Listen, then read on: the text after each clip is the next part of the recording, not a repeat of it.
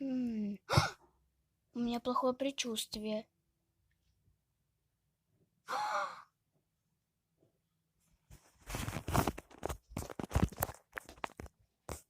Оля, ты чего плачешь?